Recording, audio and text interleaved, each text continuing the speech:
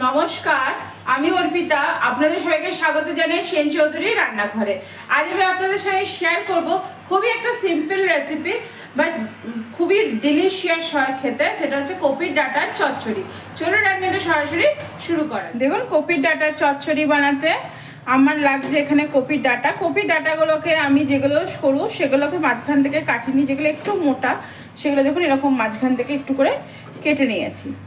আর আমি কিন্তু কপির ডাঁটা কেটেছি, তার পাশে যে পাতাগুলো ছিল আমি কিন্তু বাদ দিইনি, সেই পাতাগুলো অল্প অল্প করে নিয়ে নিয়েছি। আর এখানে লাগছে আমার মূলো, একটা ছোট্ট সাইজের মূলো নিয়েছি। মূলোটাও আমি এরকম লম্বা লম্বা করে কেটে নিয়েছি। মূলোটা এখানে দিয়ে দিলাম। দেব ধনে পাতা, আর এখানে আমি 2 টেবিল স্পুন সর্ষে, 1 টেবিল স্পুন পোস্ত আর 3টে কাঁচা লঙ্কা দিয়ে ভিজিয়ে রেখেছি। এটা আমি বেটে নেবো।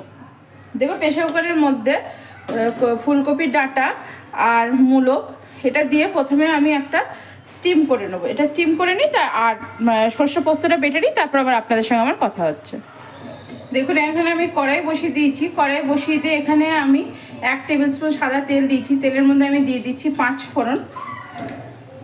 5 ফোড়নটা একটু ভাজা ভাজা হবে। আর দেখুন, অন্যদিকে কিন্তু আমার কপি ডাঁটাগুলো সব সেদ্ধ হয়ে গেছে। 5 ফোড়নের মধ্যে কপির ডাঁটা আর মূলোটাও কিন্তু আমি দিয়ে দিলাম। দেখুন, তেলের মধ্যে কপির ডাঁটা আর মূলোটা দিয়ে দেওয়ার পর আমি এখানে দিয়ে দিচ্ছি পরিমাণ মতো নুন, আর দিচ্ছি পরিমাণ মতো হলুদ। সমস্তটা দিয়ে ভালো করে নেড়ে নেবো। দেখুন, তেলের মধ্যে কপির ডাঁটা আর মূলোটা ভালো করে নেড়ে নেওয়ার পর আমি এখানে দিয়ে দিচ্ছি সর্ষে, পোস্ত, কাঁচা পাকা লঙ্কা, যেটা আমি বেটে রেখেছিলাম সেই বাটাটা এর মধ্যে দিয়ে দিচ্ছি।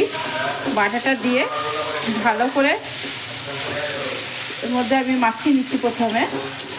দেখুন, মশলা ধোয়া জল বাটিটা এর মধ্যে আমি দিয়ে দিলাম। সর্ষে বাটাটা পেস্টটা দিয়ে, মানে সর্ষে পোস্ত বাটার পেস্টটা দিয়ে একটু কিন্তু কষিয়ে নিতে হবে। খুব ভালো করে এইভাবে কষিয়ে নিতে হবে। কালারের জন্য আমি দিয়ে দিচ্ছি কাশ্মীরি লঙ্কার গুঁড়ো। এটা দিতেও পারেন, নাও দিতে পারেন, একদম অপশনাল। এবার এটা আমার খুব ভালো করে কষানো হয়ে গেছে। এবার আমি এর মধ্যে দিয়ে দিচ্ছি 1 বাটি জল। জল দিয়ে এবার এটা একটু ফুটতে দেবো। দেখুন, খুব ভালো করে কপির ডাঁটাটা ফুটছে। এবার আমি এর মধ্যে দিয়ে দেবো কাঁচা সর্ষের তেল, কারণ আমি কড়াইয়ে যখন দিয়েছি তখন ভীষণ কম দিয়েছি। এবার কিন্তু অনেকটা পরিমাণ কাঁচা সর্ষের তেল দিয়ে দেবো। দেখুন, এখানে আমি প্রায় 1 টেবিল স্পুন মতো কাঁচা সর্ষের তেল দিলাম।